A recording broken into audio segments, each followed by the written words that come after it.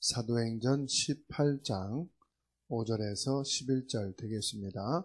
실라와 디모데가 마게도냐로부터 내려오매 바울이 하나님 말씀에 붙잡혀 유대인들에게 예수는 그리스도라 밝히 증언하니 그들이 대적하여 비방하거늘 바울이 옷을 털면서 이르되 너희 피가 너희 머리로 돌아갈 것이요 나는 깨끗하니라. 이후에는 이방인에게로 가리라 하고 거기서 옮겨 하나님을 경외하는 디도 유스도라 하는 사람의 집에 들어가니 그 집은 회당 옆이라.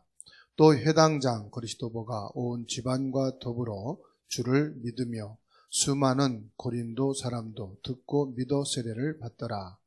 밤에 주께서 환상 가운데 바울에게 말씀하시되 두려워하지 말며 침묵하지 말라고 내가 너와 함께 있음에 어떤 사람도 너를 대적하여 해롭게 할 자가 없을 것이니 이는 이 성 중에 내 백성이 많음이라 하시더라. 1년 6개월을 머물며 그들 가운데서 하나님의 말씀을 가르치니라. 9절 말씀에 보면은 밤에 주께서 환상 가운데 바울에게 말씀하시되 두려워하지 말며 침묵하지 말고 말하라. 그러면서 10절에서 핵심을 말씀했습니다. 이 성 중에 내 백성이 많으니라. 하나님께서 오늘 말씀을 바울 사도에게 주셨습니다. 그 말씀의 핵심이 9절, 10절입니다. 이는 이 성 중에 내 백성이 많으시다 하셨습니다. 내가 현장에서 하나님이 원하시는 것을 겸손하게 해야겠다 하는 마음을 갖는 것이 너무 중요합니다. 내가 큰 일을 해야 되겠다, 역사를 일으키겠다 하는 것은 하나님이 원하시는 게 아닙니다. 하나님이 원하시는 곳에 내가 겸손히 하나님이 쓰신다면 하나님 앞에 인도받는 마음의 자세를 갖는 것이 중요하다고 생각합니다. 내가 경제로, 일로 큰 역사를 일으키겠다. 이게 자만이고요. 이게 착각이고요. 이것이 나의 오만이죠. 하나님이 가장 원하시는 곳에 겸손히 하나님 말씀을 따라가다가 헌신하고 하나님이 부르시면 언제든지 천국에 갈 수 있는 그런 생각을 가지면 되는 줄로 믿습니다. 하나님이 바울에게 말씀하셨어요. 두려워하지 말라. 이 성 중에 내 백성이 많으니라. 확실하게 말씀하셨죠. 두려워하지 말아야 될 이유. 그럼 저와 여러분들이 말씀에 은혜 받는 차원이 아니고요. 하나님이 원하시는 일에 말씀을 붙잡고 겸손히 헌신할 수 있는 자세가 있어야 되는 줄로 믿습니다. 그러면 중요한 것은 하나님의 소원이죠.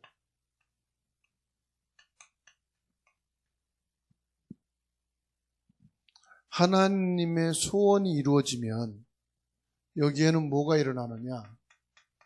기적이 일어납니다. 그래서 우리는 큰 것 물론 좋지요. 그런데 작은 것, 이 작은 것이 하나님의 소원과 연결이 된다면 이게 작은 것이 아니고요. 중요한 응답이 되겠죠. 그 큰 거 작은 게 중요한 게 아니고 이겁니다. 하나님이 원하시는 소원이. 출애굽기 3장 7절에서 8절 말씀 보세요.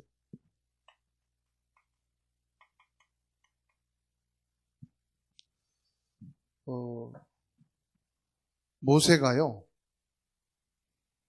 자기 힘으로, 자기 지식으로, 자기 방법으로 하나님의 일을 하려고 했는데 성공했어요? 실패했어요? 완전 실패했죠. 그러면 모세가 성공된 인생을 언제 살게 됐죠? 하나님의 소원이 자기의 소원이 됐을 때. 내 소원을 하나님의 일로 하면은 안 되고요. 하나님의 소원이 내 소원으로 발견됐다 이 말. 뭐라고 말씀합니까? 내 백성이 고통당하는 것을 내가 들었고 그 기도를 내가 들었다. 내 백성을 그 고통 속에서 내가 건져내야 되겠다. 그러면서 하나님 모세에게 내가 이스라엘 백성 데리고 나가라. 자, 하나님의 소원이요. 나의 소원이 될 때 기적이 일어나는. 우리는 거의 나의 소원을 하나님의 소원이 되기를 기도하잖아요. 하나님, 우리 남편이, 우리 자식이, 우리 경제가, 우리 건강이, 우리 교회가, 우리 사업이 성공해서 하나님의 일을 하게 하옵소서. 237 5천 종족 세계 복음화에 쓰임 받게 하옵소서. 누구 소원이죠? 내 소원이. 내 소원을 가지고 하나님의 소원을 이루어 달라고 기도하는 거예요. 하나님이 목적하는 것을 이루시옵소서. 그거는 모세가 자기의 방법으로, 자기 노력으로, 자기 힘으로 이스라엘 백성들을 애굽에서 구출해야 되겠다. 이것과 똑같은 거예요. 이게 이루어지면 뭐예요? 봐라, 내가 기도했다. 내가 이만큼 희생했다. 얼마나 내가 많은 어려움 당해서 기도하면서 영적 싸움 해가지고 우리 가정이, 우리 남편이, 이 사업이 이렇게 된지 아니야. 말은 맞는데 엄청 자기가 들어가 있지. 하나님은 그거를 우상이라고 그래요. 하나님과 상관없다고 그래요. 하나님의 소원이 나의 소원이 돼요. 모세가 처음에는 망설였어요. 변명도 했어요. 하나님이 주신 것을 진짜로 알고 순종을 했을 때 최고의 응답을 받았어요. 아, 이게 하나님의 소원이구나. 그래서 여러분, 우리에게는 불편함이 있을 수 있지만은 하나님께 최고의 감사할 수 있는 사람입니다. 우리가 말씀만 또박또박 따먹지 마시고 그 말씀을 붙잡고 나를 바꾸셔야 돼요. 원수를 사랑하고 원수를 다가가고 원수를 품을 수 있어야 돼요. 이게 머리가 아니고 이제 머리에 들어간 메시지가 가슴으로 와서 가슴으로 나를 움직일 수 있어야 돼요. 여러분 그렇게 할 수 있습니까? 진짜 힘들지요. 싫지요. 그런데 말씀이잖아요. 복음이잖아요. 그리스도잖아요. 그러면 내가 필요 있어요? 없어요? 내가 필요 없는데 내가 자꾸 나오지요. 갈라디아 2장 20절이 안 된 내가 나오는 거죠. 말씀 따로 나 따로란 말이에요. 내 사역 따로 하나님 말씀 따로란 말이에요. 뭐라고 그랬습니까? 이 성 중에 내 백성이 많음이라. 꼭 기억하셔야 돼요. 우리가 틀린 생각할 수 있어요. 내 경험을 가지고 하나님의 계획을 못 볼 수 있어요. 내 지식이 하나님의 은혜를 못 받게 할 수도 있어요. 여러분, 어려움이 있으면 어려움 그 현장에서 안 되고 있으면 안 되는 그 자리에서 뭐 하면 됩니까? 이걸 찾으셔야 돼요. 하나님의 소원이 뭐냐. 먹을 것이 없으면 먹을 것이 없는 그 속에서. 중요한 건 뭐죠? 하나님의 소원이 뭐죠? 하나님 앞에 겸손하게.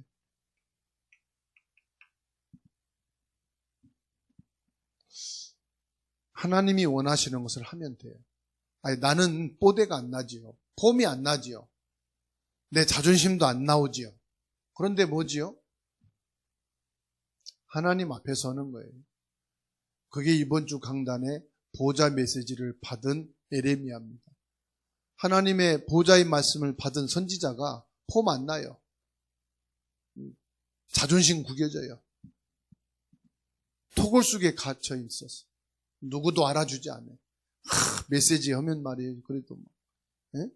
사람들이 막 그냥 존하고 막 대우해드리고 막, 보호하고 막 차량으로 모시고 말이에요. 얼마나 멋있습니까? 그잖아요. 그런 위치에 있으면 누구나 할 수도 있겠죠. 하나님 말씀 전하니까 그렇게 대우하고 멋있고. 그런데 에레미야는 그런 게 아무도 없어요. 아무도 보디가드 안 해줘. 그 어떤 폼도 안 나. 오히려 보좌 메시지 받는 자체가 고통이고 괴로움이고 오히려 토굴 속에 갇히는 일이란 말이에요.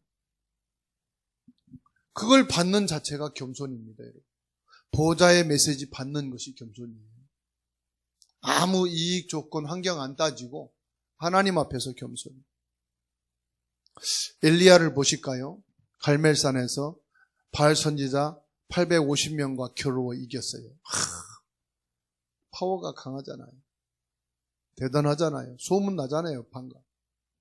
종교 뉴스에 나올 수 있는 사건이잖아요.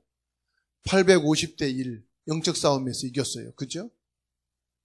다 칼로 날려버렸어요. 봐라 여호와의 사심을, 봐라 여호와의 선지자임을, 봐라 하나님의 역사를. 그렇죠. 대단할 수 있죠. 의기양양해서 내려오고 이제 뭐 하나님 역사하시는구나. 이렇게 사역이 되면 이제 끝나겠구나 그랬는데 내려와서 뉴스를 들었어요. 아합 왕이 뭡니까? 엘리야를 죽이려고 지금 포령을 내려. 그 왕후 이세벨이 엘리야를 죽이지 않으면 내가 밥도 먹지 않겠다. 아예 그냥 특령을 내렸어. 그 말을 듣는 순간 힘이 쫙 빠졌어. 절망했어. 그래서 로뎀나무 밑에 가서 기도합니다. 이제 내 인생은 내 조상하고 비교했을 때 나은 것이 하나도 없다 이 말이에요. 조상을 왜 얘기했는지 아십니까? 우리 조상도 연약하게 살다가 죽었는데 아무 업적 없이 죽었는데 그냥 칼에 쓰러져 죽었는데 힘없이 나도 그 조상과 동일하다. 나은 게 하나도 없다. 나은 줄 알았는데. 그래서 힘이 쭉 빠져가지고 로뎀나무 밑에 쓰러져서 하나님 이제 더 살 희망도 이제 없고 힘도 없고 날 불러가십시오. 근데 하나님이 로뎀나무 밑에 있는 엘리야를 힘을 주셨다는 사실이죠. 천사를 보내서 물병을 또 떡을 갖다 주시고 오루 만져주시면서 최상의 마사지를 받은 거예요. 세상에 지금 뭐요? 치료를 받은 거예요. 힘을 얻었지요. 어느 정도로 힘을 얻었느냐? 주야를 40일 동안 달려갈 만큼 힘을 얻었어요. 그 주야를 달렸단 말은 잠도 안 자고 40일 동안 밤낮 없이 달렸단 말이에요. 하나님이 주신 힘을 얻으면 그래요. 그래서 호렙산에 딱 갔더니 그 호렙산에서 뭘 주십니까? 고요한 중에 하나님이 말씀을 딱 주십니다. 하나님이 무슨 말씀을 주십니까? 너 말고도 바알 우상에 무릎 꿇지 않는 제자 7천이 있다. 그리고 뭐냐? 엘리사 제자로 세워라. 그리고 뭐라고 말씀합니까? 왕을 새로 세우겠다. 저 아합 왕을 없애버리고 새로운 왕을 이스라엘에 세울 것이다. 확실한 메시지를 딱 주시잖아요. 그죠?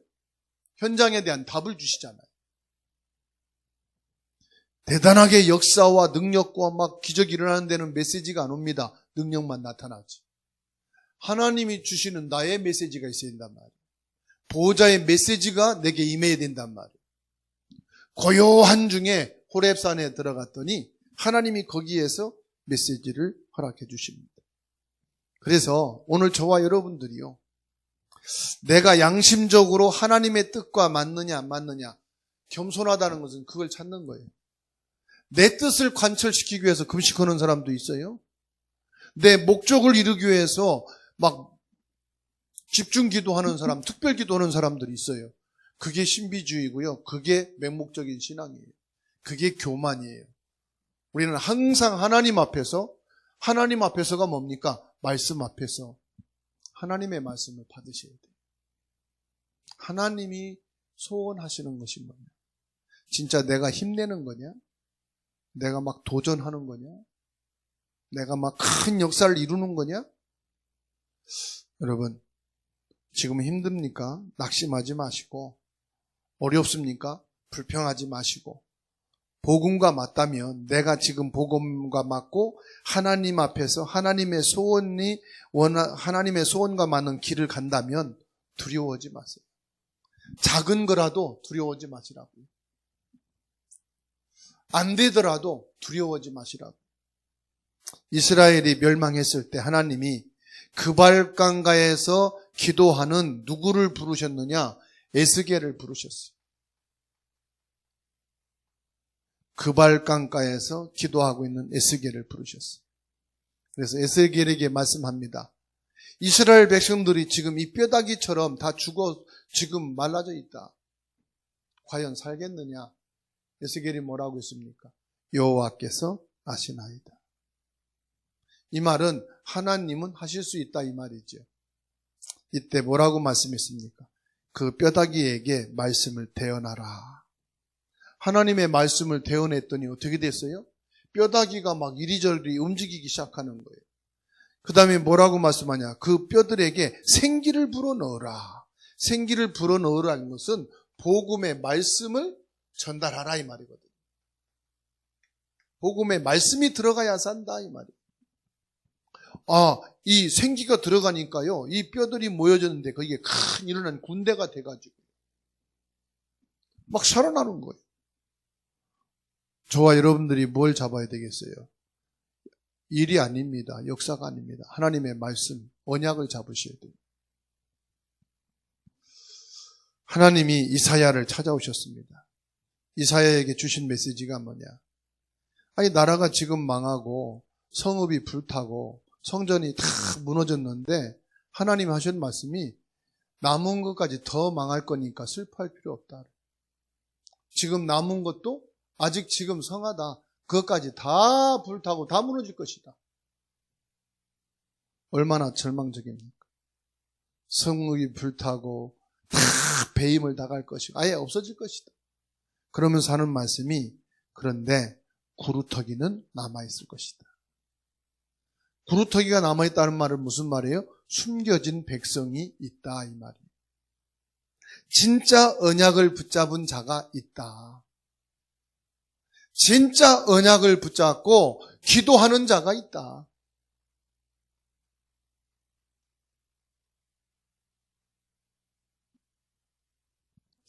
여러분 가문에 진짜 하나님의 소원을 가슴에 담고 언약을 붙잡은 자, 하나님의 소원이 이 가문과 가정에 이루어지기를 위해서 겸손히 기도하는 사람이 있어야 됩니다.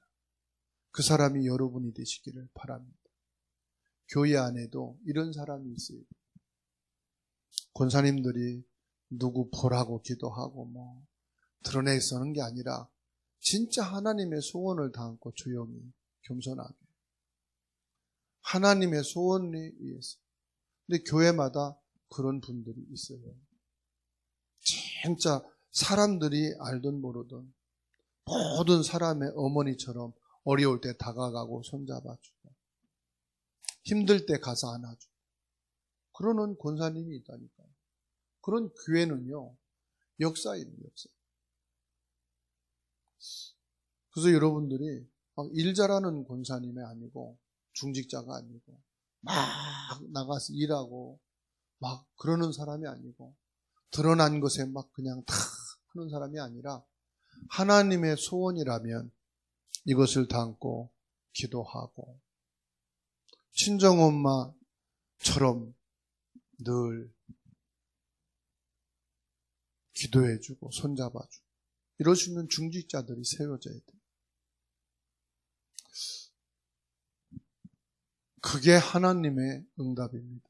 그러면 그게요 결국은 여러분 자녀에게 응답이 축복이 다 돌아가요. 그런 중직자 그런 권사님들이 있는 가문은요 그 자녀들은요 이렇게 보면은 참 하나님의 은혜 속에서 살아가는 것을 보게 돼요. 네.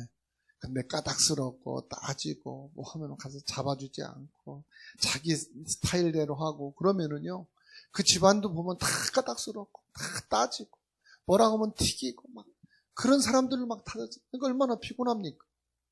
그래서 오늘 메시지는 그냥 듣고 지나가지 마시고 한번 진짜 결단해서 하나님 소원에 맞는 그곳에 내가 서는 그런 하나님의 축복이 있게 되기를 주의 이름으로 축원합니다. 부활하신 예수님께서 하늘과 땅의 모든 권세를 내가 주셨다.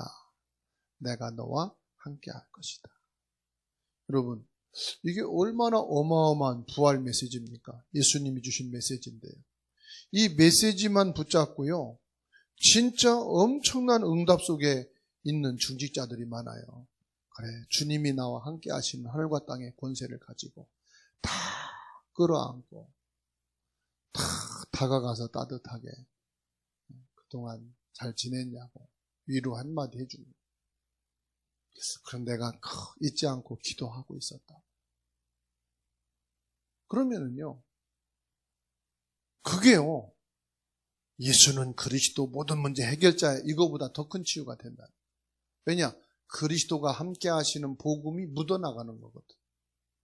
직설적으로 오직 예수, 그리스도는 모든 문제 해결자, 이렇게 직설적으로 메시지 주는 게 아니라 그 메시지가 내게서 품어지고 내게 소화시켜서 나갈 수 있는. 그게 뭐냐? 주님이 부활하셔서 함께 하시는 축복. 이게 어마어마한 것이거든요. 그래서 메시지가 아니라 메시지가 내게 들어와서 내게 소화가 되고 묻어나고 이래서 내 안에서 이렇게 풍겨질 수 있다. 이게 말로, 눈빛으로, 분위기로 이렇게 따뜻하게 복음으로 이렇게 젖어 들어가는. 그래서 뭡니까? 하나님의 소원. 하나님의 소원은 그래서 다른 데 있는 게 아니에요. 보좌의 메시지가 뭐냐? 벌써 다르잖아요. 메시지가 있는 사람은 달라요. 우리 작은 사역일지라도 하나님이 원하시는 사역이라면 축복이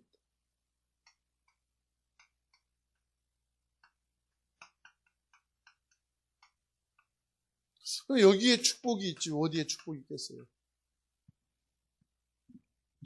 보십시다. 하나님이 원하는 사역, 벌써요 하나님의 말씀이 내게 임하시. 구약성경이나 신약성경이나 지금도 마찬가지입니다. 하나님이 내게 임하시 말씀이. 18장 5절 말씀 볼까요? 실라와 디모데가 마게도냐로부터 내려오매 바울이 하나님의 말씀에 붙잡혀 유대인들에게 예수는 것이더라 밝히 증거. 바울이 뭐에 붙잡혔다고요? 말씀에 붙잡혀. 말씀에 붙잡혔다는 게 무슨 말입니까? 예배를 드리면서 그 말씀이 내 마음을, 메시지를 받는 중에 그 말씀이 나에게 힘이 되고, 이렇게 말씀이 내게 주어졌구나. 그럼 내가 이 말씀 붙잡고 내가 이 말씀에 의해서 살아야 돼요. 이게 말씀에 붙잡히는 거 아니겠어요? 내가 작은 일을 하고 능력은 없지만 하나님 앞에서 진실하게 복음의 일을 할 때 말씀이 임하게 되는 줄로 믿습니다. 최고의 축복의 말씀에 붙잡힌다. 강단 말씀이 내 인생의 해답이 되는 중요한.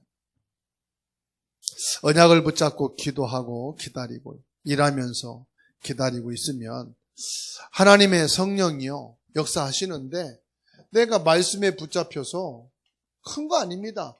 한 명 한 명 도움을 주는 거죠. 도움을 주는 게 뭡니까? 벌써요 마음으로 품고 생각으로다가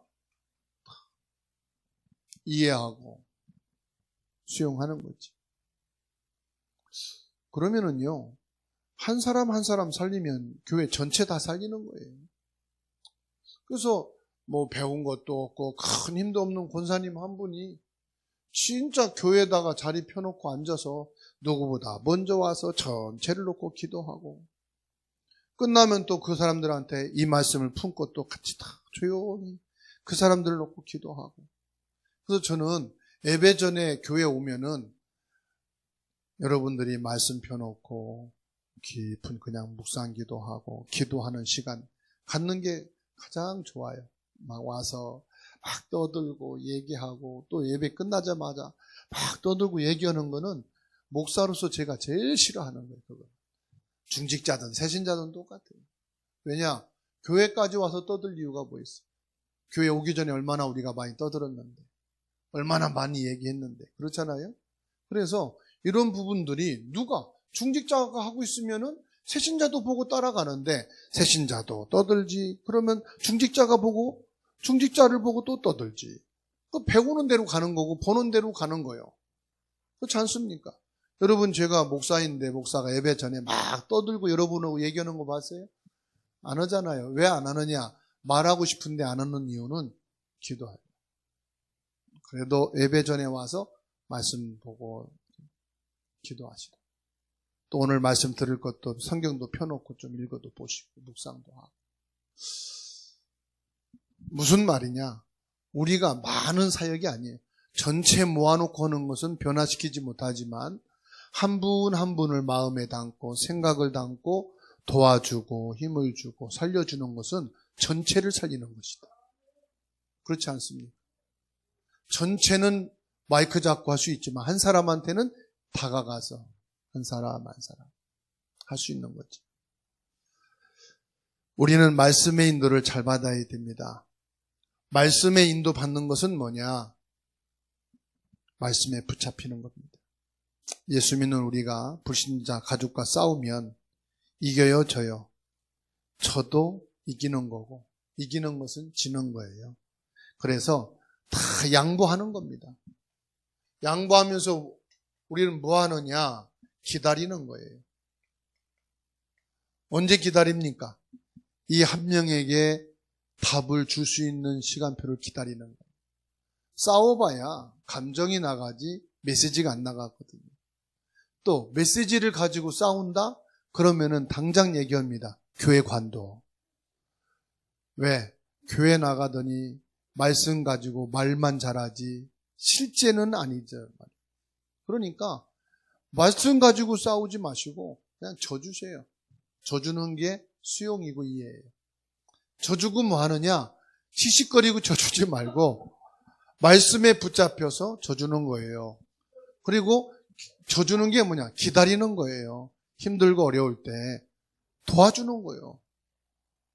막 힘들어할 때 가서 도와주는 거예요. 그거 봐. 지난번에 나한테 지랄했지만 내가 참았잖아. 내가 있으니까 힘이 되지. 그건 또 하나의 또 감정은 더 드는 거예요. 절로 가 그런단 말이에요. 그땐 조용히 도와주는 거예요. 우리가 말씀에 붙잡혀 있으면 변화될 수밖에 없죠.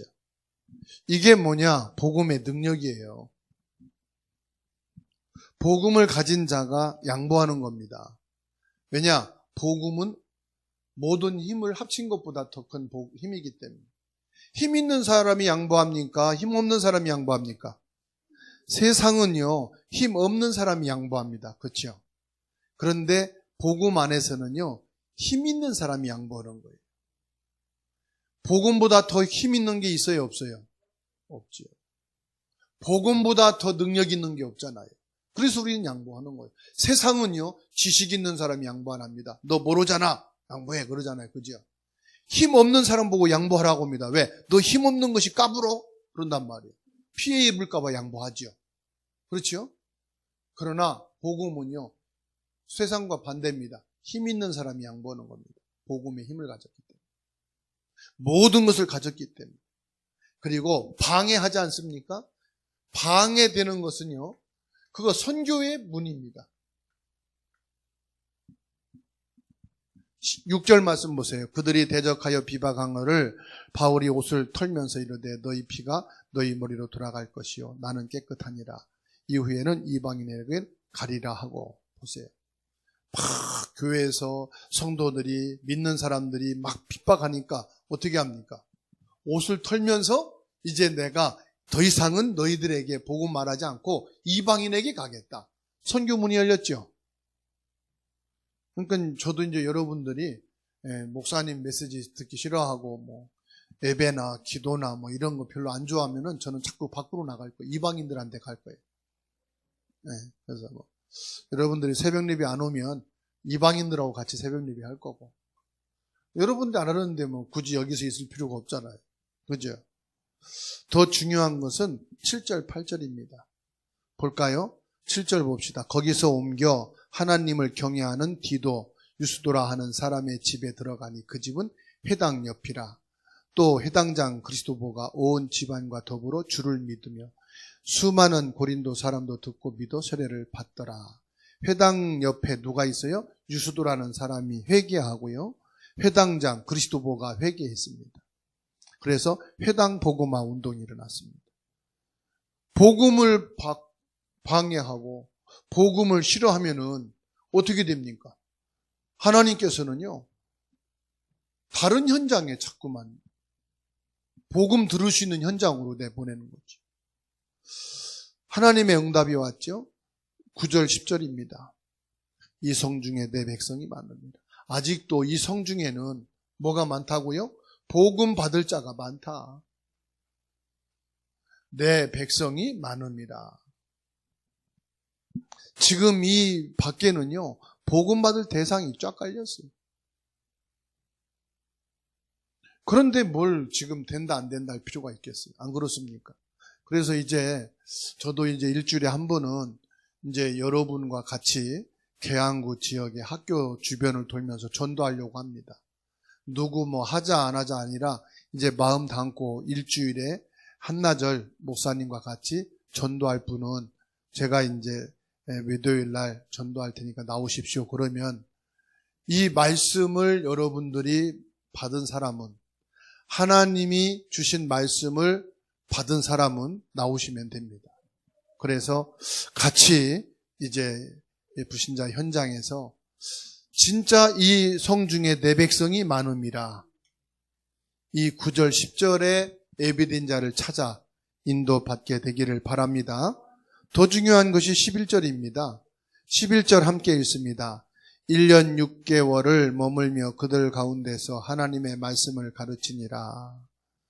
자, 전도자의 삶을 지속하면 흑암이 무너지고요. 중직자들이 들어가는 곳마다 하나님께서 문을 열어 가시는데 어떻게 됩니까? 하나님의 말씀이 더 각인 뿌리 체질이 됐다. 하나님의 말씀을 가르치니라. 그래서 이 축복을 저와 여러분들이 지속을 해야 되지 않습니까? 이 축복을 우리가 지속해야 되잖아요. 그러면 어떻게 지속하냐 이 말이에요. 중요한 것은 하나님이 주시는 기도 제목, 이것을 빨리 우리들이 잡아야 됩니다. 언제든지 하나님 앞에서 하나님이 원하시는 기도 제목을 잡아야 돼요. 메시지를 들을 때, 현장에 갔을 때 하나님이 가장 원하시는 것, 그게 기도 제목이라 이 말이에요. 기도 제목이 뭐라고요? 하나님의 기도 제목, 하나님의 소원이라 이 말이에요. 하나님의 소원이 나의 기도 제목이 되어야 한다 이 말이에요. 그러니까 모세가 호렙산에서 하나님의 소원이 자기의 기도 제목이 된 거잖아요. 그렇죠? 이스라엘 전 백성들에게 무엇을? 그리스도의 피를 바르라. 피를 발라야 해방이 되는 거예요. 해방을 외친 게 아닙니다, 여러분. 피를 바르라. 6월절. 이게 하나님의 소원이에요. 그래서 저와 여러분들이 언제든지 진실하고 겸손하고 사실적으로 기도 제목을 잡아야 됩니다. 우리가 메시지 듣는 거 중요한데 왜 메시지 듣는 게 중요하죠? 왜 메시지 듣는 게 중요합니까? 하나님의 소원을 기도 제목으로 잡을 수 있기 때문에 중요한 거예요. 그래서 말씀을 우리 가슴에 담아야 됩니다. 말씀을 내 마음에 담아야 된다는 건 뭘 말하죠? 내 마음의 중요함을 알아야 된다. 그래서 뭐 해야 됩니까? 이 말씀이 내 마음의 역사가 일어나야 돼요. 여러분, 마음의 말씀이 역사가 일어나야 여러분들이 일을 할도 힘을 얻고 또 기도할 마음도 생기고 교회 갈 마음도 생기고 예배 드릴 마음도 생기고 메시지 들을 마음도 생기는 거예요. 그렇지요? 그래서 오늘 말씀 받는 여러분 마음에 하나님의 역사가 일어나야 돼요. 그러려면은 여러분 마음에 이 말씀이 중요성을 알아야 된다 이 말이지. 벌써요 하나님의 소원이 내 마음에 기도 제목으로 담겼다. 237개 나라 5천 종족. 이게 마음에 담긴 거죠. 그렇죠? 그리고 모든 렘넌트가 마음에 담겨야지. 그리고 모든 성도 마음에 담겨야 되죠. 그리고 불신자, 이방인 마음에 담겨야 돼. 이게 내 마음의 역사가 일어나야 돼. 그걸 놓고 뭐 합니까? 우리가 기도하는 겁니다. 여기 기도할 때 성령이 역사하는 거죠.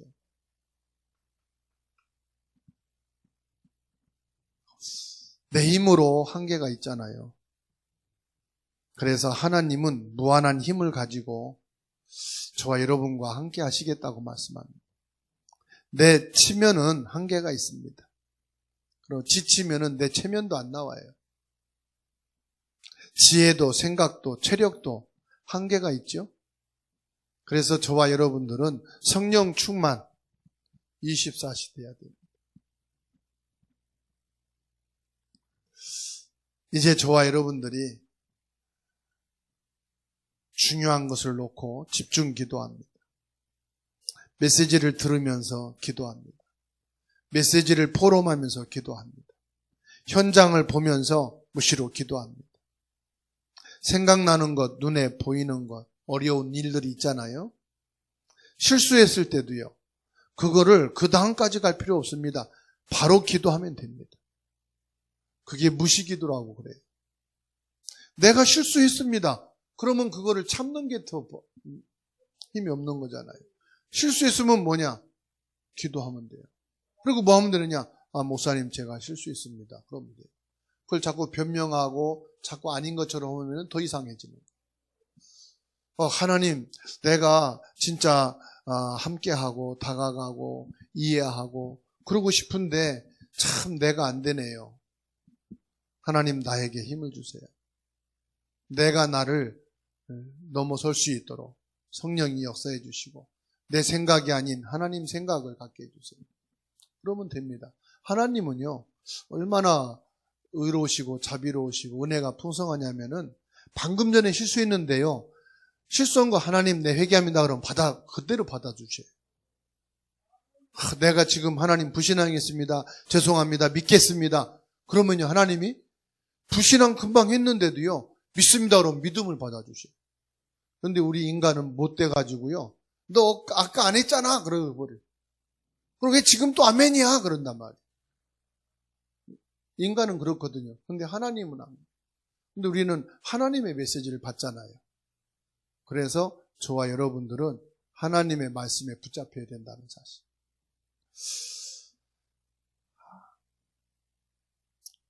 결론입니다. 하나님이 바울에게 3가지를 주셨어요.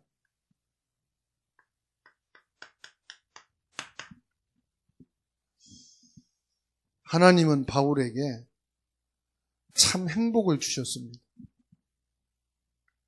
여러분 지금 참 행복하죠? 그러면 뭐 가지고 바울은 참 행복했느냐?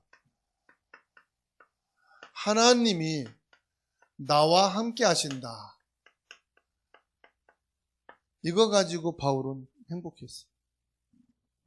어떤 것이 참 행복하다고요? 이것은 하나님의 뜻이 맞다. 그게 있으면 행복한 겁니다. 아무리 막 그냥 돈 버는 일, 사람한테 인정받는 일을 했어도 내 마음에 이건 하나님의 뜻이 아닌데 그러면 행복하지가 않아요. 다시 말하면 여러분한테 가서 막 수백 명, 수천 명이 모인 자리에서 제사라니까 꾸벅꾸벅 절하고 또 집에 올 때 행복하여 불행해요. 내가 왜 이렇게 못났지 그러죠. 그죠? 수백 명이 인정하고 박수치고 역시 저게 믿음이지 그랬지만 여러분 마음은 이건 아닌데 그럴 거예요. 그죠? 다 반대해도 그 자리에서 예수님이 그리스도입니다. 나는 이 자리에서 여러분들이 돌을 던지면 돌을 맞을 것이고 하나님 앞에 이게 옳은 것이기 때문에 저는 여기 절할 수가 없습니다. 그러고 막 비난받고 돌을 맞아서 나오더라도 행복해요, 안 행복해요? 행복하죠. 그러니까 참 행복이라는 게 뭐냐? 그렇다 이 말이에요. 모든 사람이 아니라고 하지만 이게 하나님 뜻이 맞다 그러면 행복한 겁니다. 아무리 좋은 것을 가지고 있어도 하나님의 뜻이 아니면 불안하지요. 아무리 좋은 집에 살고 있어도 이것이 하나님의 뜻이 아니다. 그러면 불안해요, 행복해요? 불안하지요. 작은 것도 하나님의 뜻이 맞다. 그러면 기쁘잖아요. 그래서 참 행복은 누가 주신 거냐? 하나님이 주시는 거예요. 하나님이 나와 함께 하심으로 얻는 거니까. 두 번째로 바울은 뭘 가졌느냐? 참 소망을 가진 자다. 아무도 너를 대적할 자가 없을 것이다. 이게 소망이에요. 세계복음화를 이룰 것이다. 이게 여러분요, 진짜 탁 있으면요, 소망. 너를 대적할 자가 없을 것이고 너를 통해서 세계복음화를 이룰 것이다.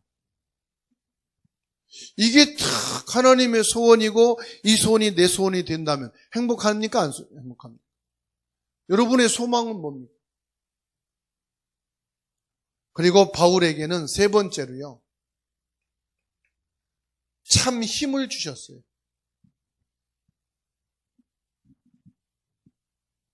누가 너를 당하겠느냐? 내가 너와 함께 하겠다. 오늘 말씀 받고 병든 분들 치유받기를 바랍니다. 실패한 분들 은혜 받으시기 바랍니다.